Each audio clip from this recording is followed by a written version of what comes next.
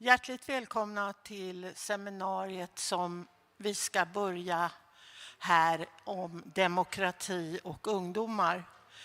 This seminar will be in English, which means that I switch to English language now. Most of our participants are from different European countries listening to us here today in Frihamnsdagarna. My name is Margareta Eklund and I'm working with the International Network for Youth around Europe, and Freja Forum is the name of the network. And here we have my colleague. Patrick Anderson. I'm representing Social Venture Network, a not-for-profit membership organization working for sustainable transformation and, of course, democracy. And happy to be here at Frihamnsdagarna, where the theme is Be the Change. What could be better, really? Yes, and we have very fantastic guests here, both here in the room, Jan Scherman and other people, and we have international guests online. And first of all, I would like to welcome our moderator and welcome Anneli. And you will introduce yourself and take over and make this a fantastic seminar today. Thank you so much and welcome. Thank you so much, Margareta, and thank you, Patrick. So, hello everyone, and most welcome then to this seminar, Make Democracy Great for Europe, Youth in Europe. As just said, my name is Anneli, and actually it's Anneli Börjesson, and I have the pleasure of moderating this event. The seminar will focus on the negative trend for democracy, and we will explore questions such as how do young people feel that freedom in Europe is decreasing, and what initiatives and ideas exist to increase freedom and to strengthen democracy. The session consists of two parts. First, I will give the floor to Mr. Jan Scherman. He will give an introduction. We will look at a summary of his latest film. And he will also describe various perspectives on democracy, both in general, but also then based on the documentary. It was actually released earlier this year, and you can watch it on TV4 Play if you would like, but it's in Swedish, I believe. Second, there will be a panel talking about democracy, and these are young people from various countries in Europe, with focus on the Balkans and also Sweden. So we will have some greetings and so that we will look at. So we will start, and I'm then delighted to introduce to you Mr. Jan Scherman. Please welcome. Jan has previously... Hello. Hello. Thank you. Jan has previously been the executive director for the Swedish TV channel TV4, and he's also a journalist and a writer. And I know that you have made the TV series Long Live Democracy in 2018, and now most recently the film Make Democracy Great Again, which was released earlier this year. So I give the floor to you, Jan, please. Thank you. Thank you very much. And we'll come back later and talk together. Hi, everyone. It's really nice to be here in Gothenburg. It's a lovely weather, and it's nice to be together with you guys in a couple of other countries in Europe. I will spend about 20 minutes, give you some clips from the film mentioned, Make Democracy Great Again, and after that some crucial, I would say, insights, which I hope will give you some ideas to really have an important discussion together. I will jump back to the floor because I I need a remote control, which I have here. And I also need to see my own picture. So here comes the beginning. I was outside yesterday and took some nice shots of Gothenburg.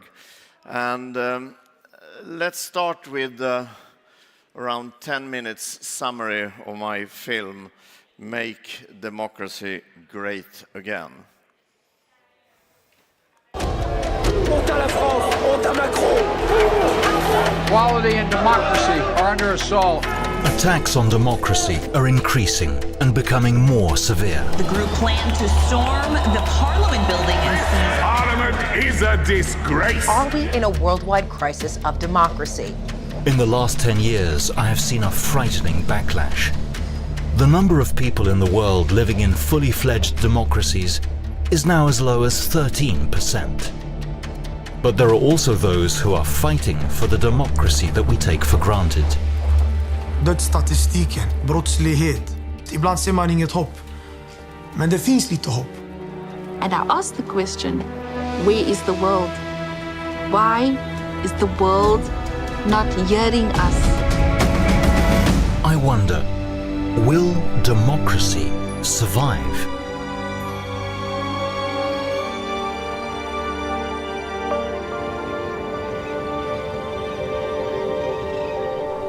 If you put the word lavender here in your GPS, it's gonna flash you a red flag.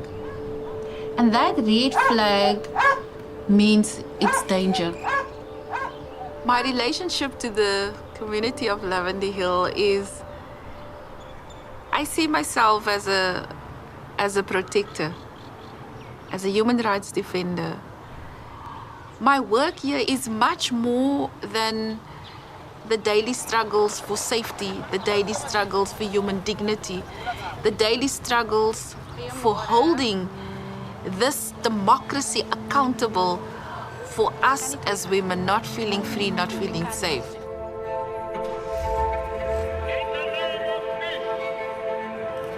The transition from apartheid to democracy, there was lots of support in the country. There were peacekeepers, there were people looking to make sure that we did not have war. And it was a good transition and democracy was there. I think the world just didn't came back to say, how are you doing? Are you really coping? What is the support that you need? Because 28 years later, things is quite dire. If we look at murders, if we look at rapes, if we look at what has been done to children. And so the question I put here today, I ask the question, how free do we really think we are in this democracy?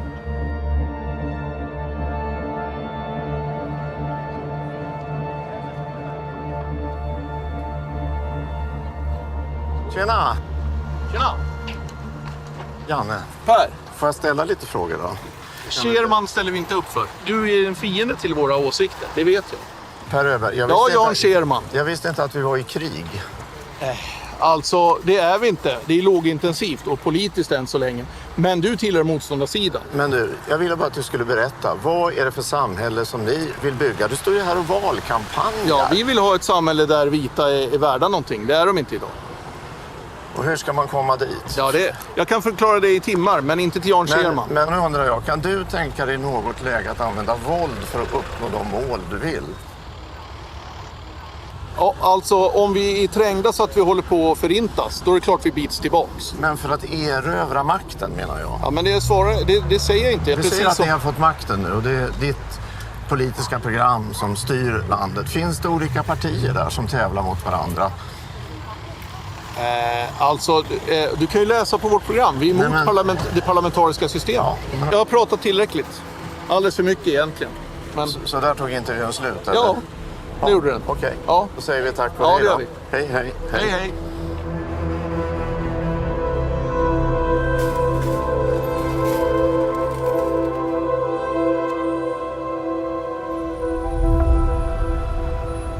If you tried to organise a neo-Nazi rally in this building, they'd say, no. If you try to organise it on Facebook, you're completely welcome. And that's really unusual. Our society now is treating the most fringe and obscene of movements, dangerous ideas, with more attention than it does people who just want to have a proper dialogue. If you consume nonsense information, your opinions are nonsense. Our ability to form society is damaged. Our ability to form consensus, have democratic, liberal politics is damaged. It affects everything. And very few liberal democracies have gotten to grips with the fact that in just a few years, the values that underpin our societies have been turned upside down by social media.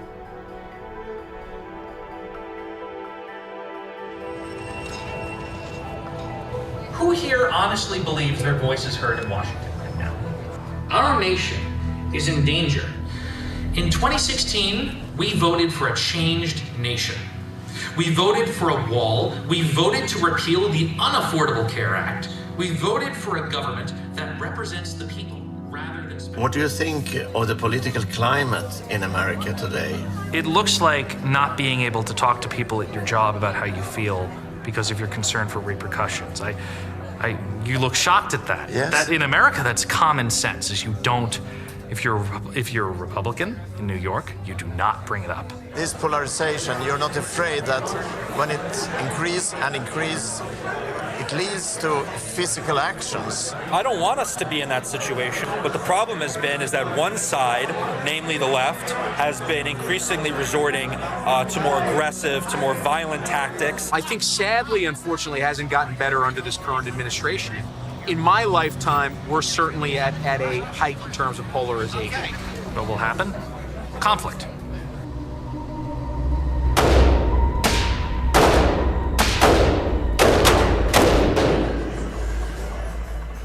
People have gotten more interested in firearms, not just to find a community, but for personal safety, safeguarding democracy itself. People have a lot of new worries, right? People used to take for granted that the federal government and the politicians would work things out, but now, I see it in my neighbors, people are very worried about very basic things still working, 4, 6, 8 years from now at the federal level. Today we are presenting a European cybersecurity and defense package. Hello there. Oh, yeah. Hello. Very nice to see you. The same. Yeah. We wanted the freedom of the internet, the freedom of exchange, the freedom of creating communities that were not bound by national border or physical presence. But that has turned sour. And this is, of course, why democracy must say no. The rules that we have passed in the real world, they are also applicable when we're in what is for many people a digital reality. Because we cannot have a democracy where the rules of the game is decided in a boardroom. What must be done, to strengthen democracy? Well, first and foremost, everyone will have to realize that no one can do it alone. This is something that we'll have to do together. Because everything important is done in a community. But you still think democracy is stronger than the big tech companies? Yes, I do. But only if democracy is being used. Then democracy can change the world.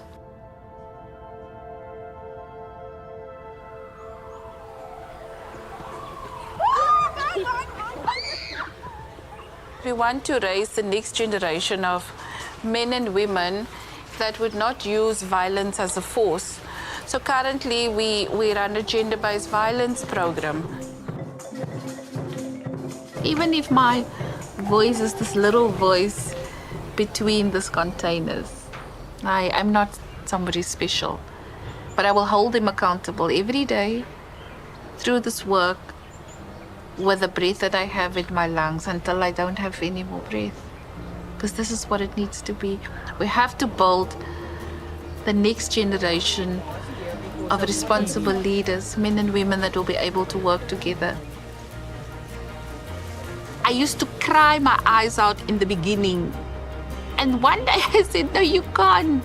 You can't save the world, but you can make a meaningful impact with one person at a time.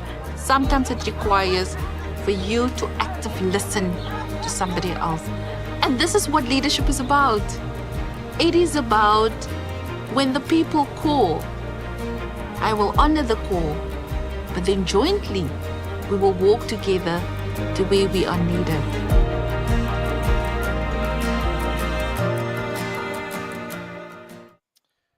I hope, at least at the end of this short clip of the film, who is 90 minutes, it gave you some sort of positive energy.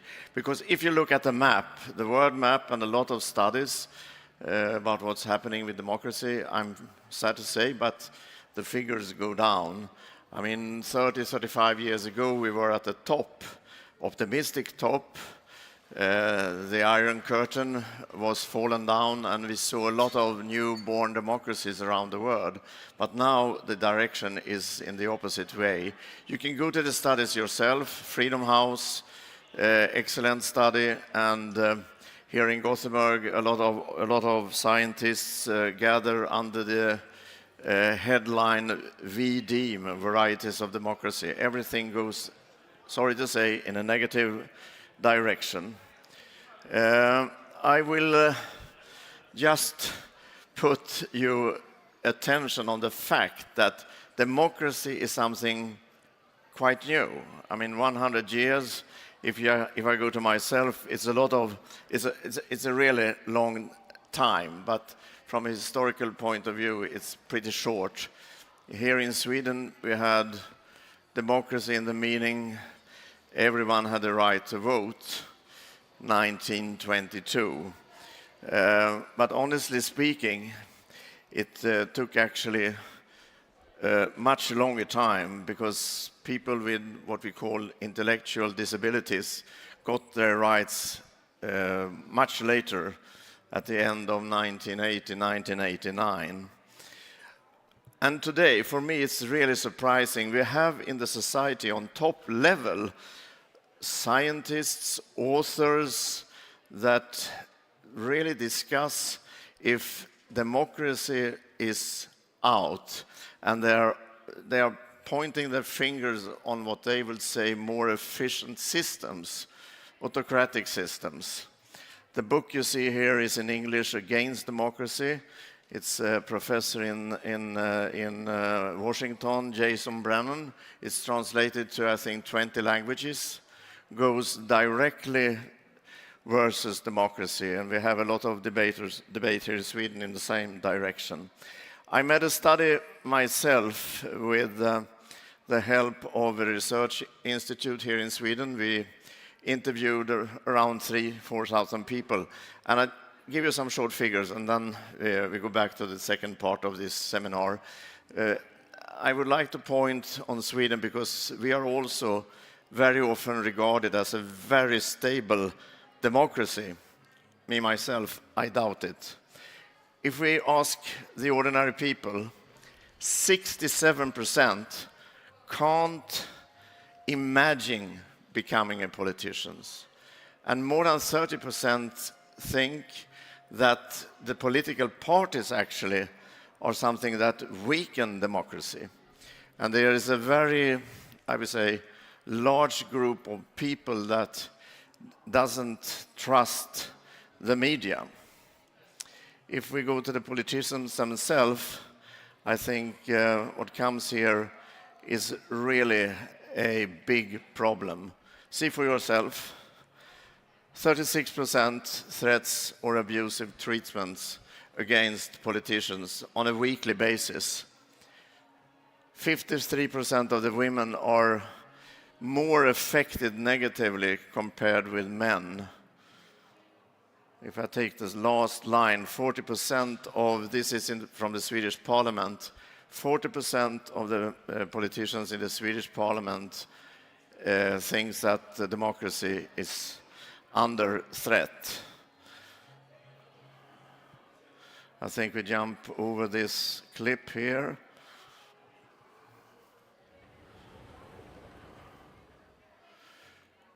In my view, we have a very negative circle of dissatisfaction, contempt for politicians, mistrust of the media, hate and threats goes also against ordinary people, ordinary citizens, journalists, politicians. It's a really polarized climate. It's many small steps in the wrong direction, which leads to some giant leaps and create a vicious circle, which also leads to extremism. I mean, recently days we had a report here in Sweden about extreme right-wing violence. You could read it in the papers here. There are also violence in the other direction. And to end up, because I won't give you your answers, we're going to have a discussion about what to do in a minute here. This is one of my favorite proverbs from Madeleine Albright. I believe in democracy because democracy is the only system that believes in me. And I think that is something that never ever forget. We can see each other here, gathered in a meeting. If we were a couple of miles to the east in Moscow, that wouldn't have been possible. So please, think a little about, in your own minds, of all the valuable freedom and rights that democracy gives us. And to end up, one of my absolutely favorites, Martin Luther King, who said, the time is always right to do what is right. So it's right now to act here.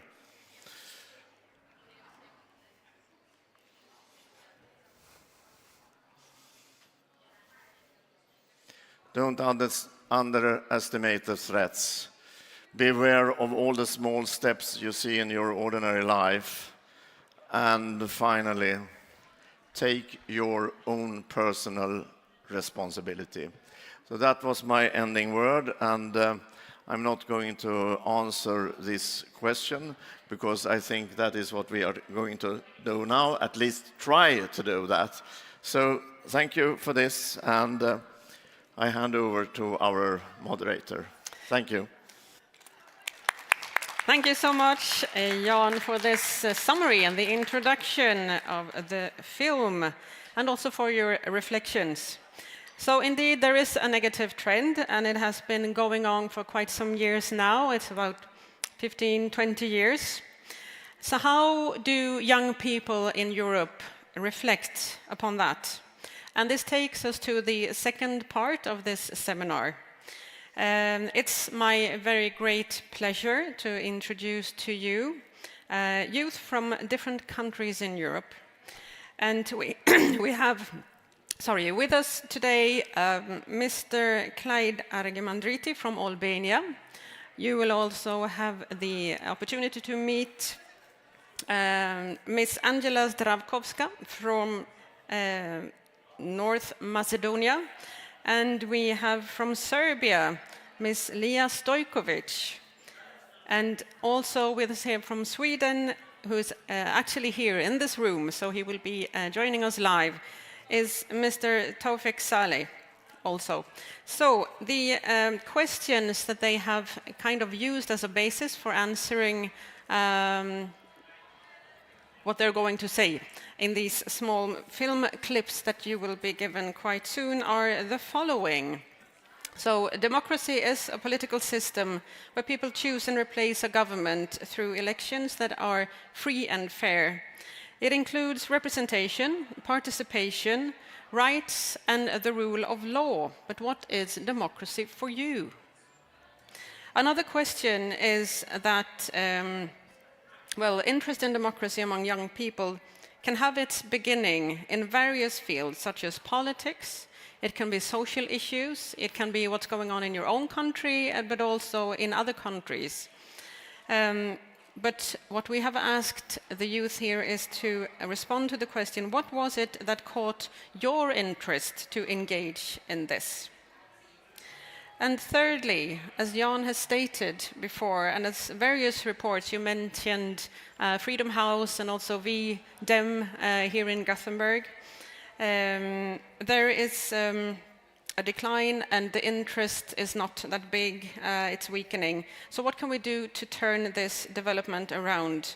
What can you do and what can other people do? So with this introduction and the questions, I hope that we will get the technique working and hopefully we have Albania. No, we have not Albania. Then we move on to probably North Macedonia. Yes, okay, thank you. My interest in democracy was awoken by the interest in my own well-being as well as the well-being of my community, which is my family, my friends, my acquaintances. Because growing up I had 3 different representations that were at times disagreeing. Those were what I learned at school, which is what democracy should be, then what I saw in the media, which is what democracy was represented as, and finally what I heard in my own community, which is how people actually experienced it. So that has naturally made me think more critically and decide for myself what a good and a bad representation of democracy were. Of course, that made me biased maybe in my own community, so I am thankful and I think I'm also impacted by the growing media literacy of people as well as media transparency and the freedom of speech, because nowadays I get to also hear and see how people think and live around the world, which makes me interested in more communities and more democracies around the world.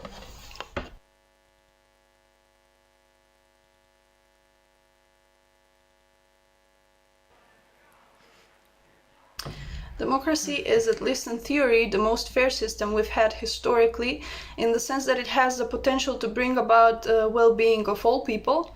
It is the rule of people through representatives most often that have the difficult role of uniting all voices and making compromises in tough situations.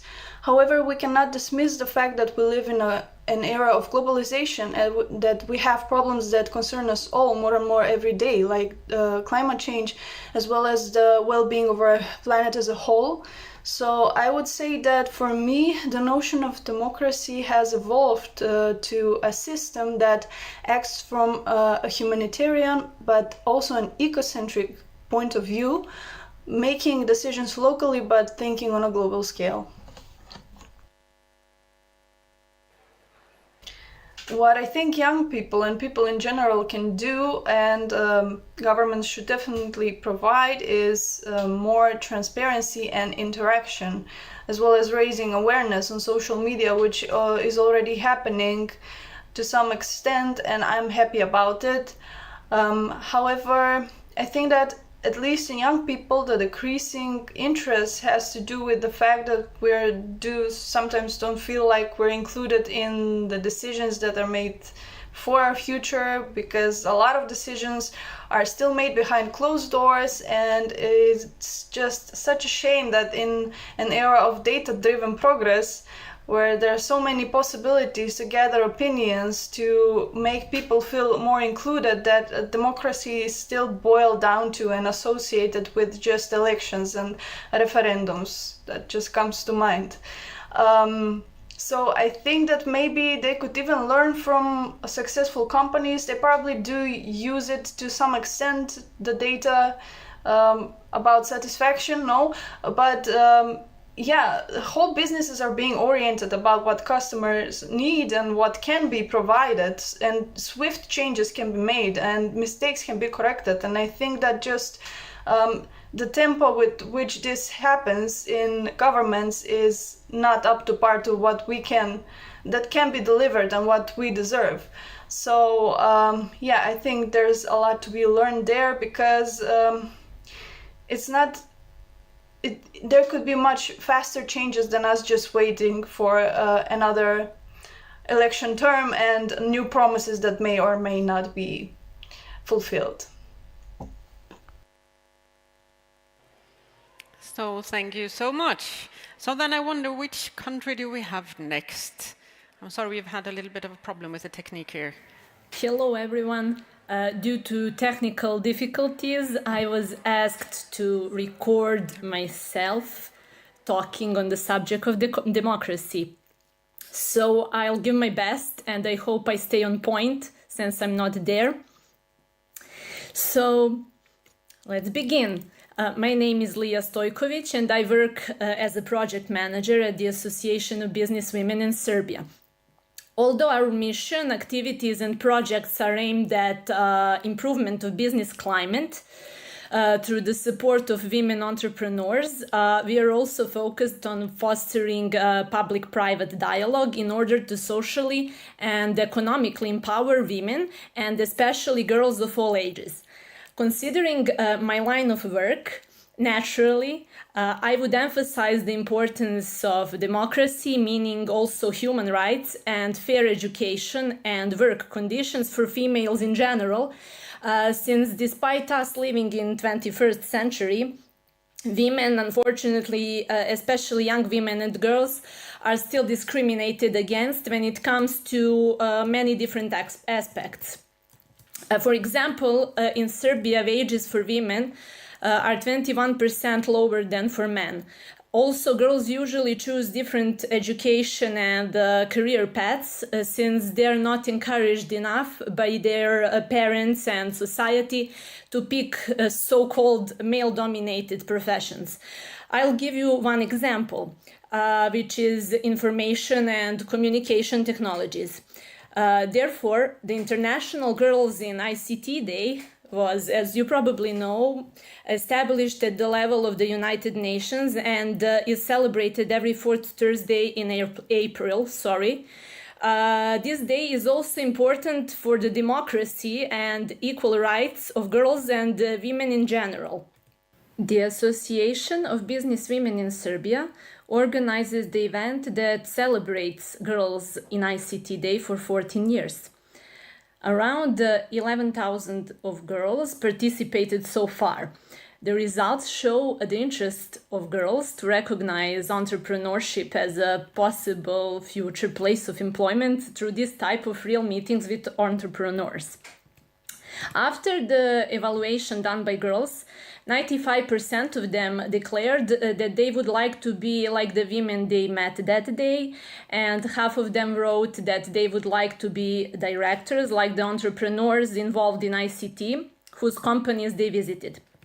So I believe that through activities like this, bit by bit, by inspiring young people and girls to push forward and persist on their paths, we are contributing to the more democratic society, and you'll agree with me when I say that every step and initiative like this aimed at nurturing differences and encouraging young people to follow their own interests also helps them to start developing interest in democracy as well. So the issue with young, according to my opinion, isn't lack of interest or lack of will to act, but the lack of support for them to fully express their talents. Therefore, launching initiatives such as this indirectly leads maybe, but still contributes to the more wholesome and more democratic society. I want to thank Margareta for the invitation today. Hi, Margareta, and to greet other speakers, especially Jan, if you're there, and thank them for the productive discussion. So bye, everyone, and see you next time. Well, thank you so much. This was then Ms. Lija Stojković from Serbia. And now I would like to invite to the stage Mr. Tofik Salih, who will represent Sweden. Please, a small applause. Thank you. Thank you. So, we are now eager to hear about your reflections and what you think about this. Well, that's very interesting, really interesting hearing. Is it working? Yeah, now, it's maybe? Yeah, thank you. Well, it has been very interesting hearing about young people experiences from other countries. I think it's very important for us to meet and share like common experiences. So I have learned many things from those recordings. My name is Taufik. I actually was born in Syria, so we came to Sweden 2014, so it was like 10 years ago. And we went from a country where we had no fair elections, where there were no actual democracy, and moved to Sweden with fair elections. And I came to realize that democracy was very much more than just people going and voting. It was about freedom of speech, being able to speak your mind, and I think we have quite good circumstances for that in Sweden. We had no grounds for that in Syria. Commenting something on Facebook or writing something could lead to being in prison the next day. So we have a lot of things to be grateful for here in Sweden in regards of democracy. But I think I came also to realize the importance of education here in Sweden, and the importance of having of every individual having power over their own life. When we came to Sweden, I was around 10. A couple of years later, I was applying for summer jobs. And I realized that all my friends, they got their summer jobs through their parents and contacts to their parents. And that was something we didn't have as an immigrant family in that small city. And then I got that idea of developing actually an app for young people to help them get to work. And I see those solutions in very many places here in areas where, with maybe lower socioeconomic circumstances, here in Sweden, young people coming with solutions to their problems. And I think entrepreneurship and maybe the business side that I represent is very important to giving young people more power over their life. And I think a good education in entrepreneurship, as many other things, is vital, because if you're going to vote, if you're going to make decisions for a collective, you have to get knowledge of the things you are voting on. But also I represent folkrörelse, where we teach around 40,000 young people in entrepreneurship every year. And I think that education is very good for young people in those areas to have the tools to solve their own problems. I also am very alarmed about the election participation that is going down, even here in Sweden among young people. But I think our generation is more operative. They want to take issues in their own hand. And even if the confidence in politicians maybe have lowered, I think people want to solve their problems and their community's problems maybe alone, and bring on those challenges alone. And I think for that to happen, we have to get really good education even in those areas where those problems are like the biggest. Yeah. Mm. Can I ask you there, since, as you said, the participation in elections is declining here now, and we can see that especially in some areas of Sweden where many people from other countries live. But why would it be, you think, that they don't take this opportunity? They haven't had it in their home countries, and now they have it. Is it that they are not too well informed about their right, what they can do, or why is it like that, you think? I mean, for people to participate in a system, they need to have confidence for it working, and I think that we have like a lacking of confidence in many areas today. I don't think they find the system welcoming, maybe even not the country in general welcoming. And I think we have around 140,000 people in Sweden who, in a year's time, have not had work or study. So they live in something we call social annihilation. So the confidence of the government, the confidence of our elections is not getting better when those people are not in the system. So I think we need to work on getting people to jobs. We need to get on having really good education even in those areas, or maybe especially in those areas, so people learn about their rights, as you say, but also can reach other people in maybe the business sector, in the government. They build confidence over time in the system and also want to participate in it and change it in the future. Thank you. I'll keep it there for 1 second. Yeah. And I just wonder, do we have any other country on its way? Yes, one very soon.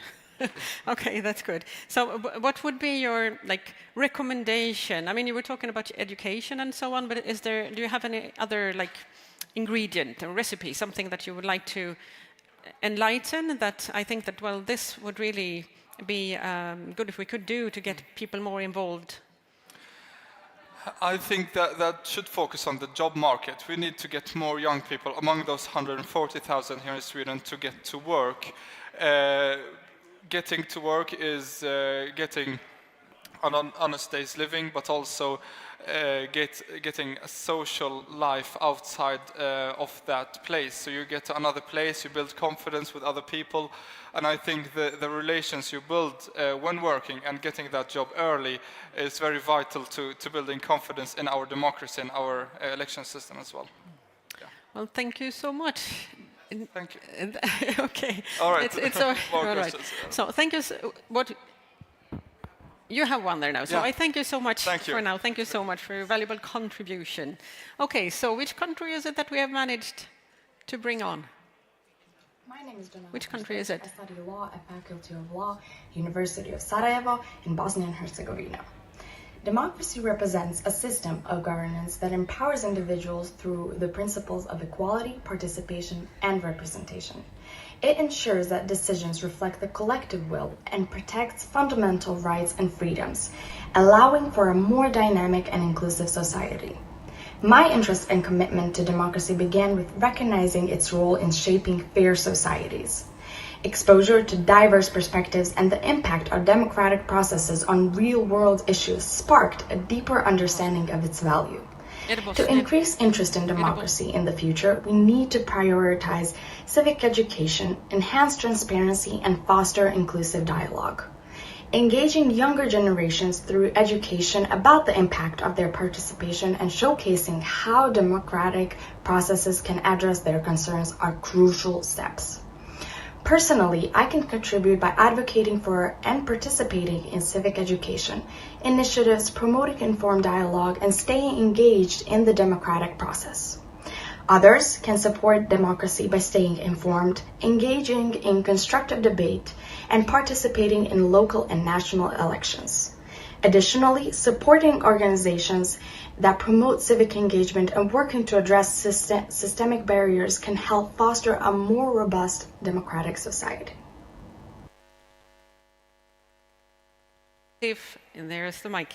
So that was Ms. Janana Pastelic from Bosnia-Herzegovina. Now, Jan, I would like to ask you, we only have a few minutes left, but I'd like to ask you just your brief reflections of what you've heard the youth say here now. We've listened to 4 people from 4 different countries. What are your reflections? I will give you that, but first, I think I need to say hello to Albania. We haven't reached you due to some sort of technical problems, but you are still in our minds. So next time we hope for better solutions. Yes, to your question, first of all, when I hear all the voices from those different countries, I get a very good feeling in my body. I'm glad. Because when we meet over the borders in a new kind of organizations and all of the people that we have listened to express such a dedication to promote and develop democracy, not in a special, this is the right way, this is the right direction. It's a lot of creative thinkings where I think the duty for me as a pretty old guy is to promote different solutions. When democracy was introduced in a lot of different countries worldwide, I think many initiatives came a little bit centralized. We do it this way, not that way. Now we are living in a very communicative world, and I think we shall be more tolerant to all kind of different solutions that promote democracy. And this was very inspiring. Everything from education to work faster, promote solutions much faster, not only during election periods. So a lot of good ideas. Good so. Who knows, maybe we can work on a handbook somehow on what to do to get some energy again into democracy. You have a title for the book, don't you? Tell me. I have Tell a it. cookbook for democracy. Wouldn't that be great? With a lot of recipes. A lot of recipes from various parts of the world. Why do we need democracy and what can we do to protect it? Actually, as was mentioned here before, we have a stable democracy, so it's called in Sweden, but our ancestors, my parents and grandparents and people before that, they have fought hard to get what we have today and what many people take for granted. It takes a long time to build up, but it doesn't take a long time to break it down. And we saw also during the pandemic that many regimes and leaders, they made restrictions and they are still there, so they have kind of squeezed in also. But anyways, yes. Mentioning that, I just would like to add, because there's many things that you should consider to promote yourself, because it's also an individual responsibility. But absolutely some sort of tribute to our fighting fathers and mothers in the early days. Indeed. We have a responsibility not to give up. Yes. As you know the guy Winston Churchill, who said, never, never, never give up. Yes, that's true. And it's not decent to do so. Anyways, to conclude then this session, I would like to share with you a quote by a former Secretary General of the United Nations, Mr. Kofi Annan. He said, "No one is born a good citizen. No nation is born a democracy. Rather, both are processes that continue to evolve over a lifetime. Young people must be included from birth." So with these words, I would like to thank you all so much for coming here and all those who are with us online. Special thanks to Patrick, Margarita, and Jan, and also the youth, the participants in the various countries. Your contributions were very valuable, and we will bring this with us. So, thank you.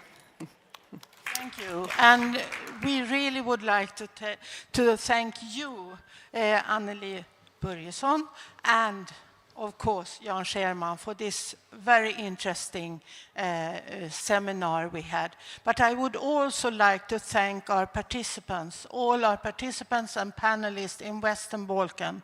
That's opposite to the prognosis they have had together with us. Technical issues that was not planned. Thank you again for all your efforts you have made today in Western Balkan to make this possible. Thank you, thank you, thank you.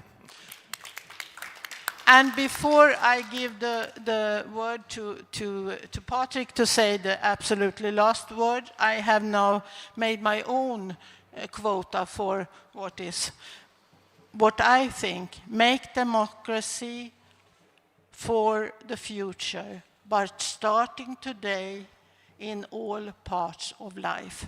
Thank you. Thank you all. So much to say and so little time. So thank you all.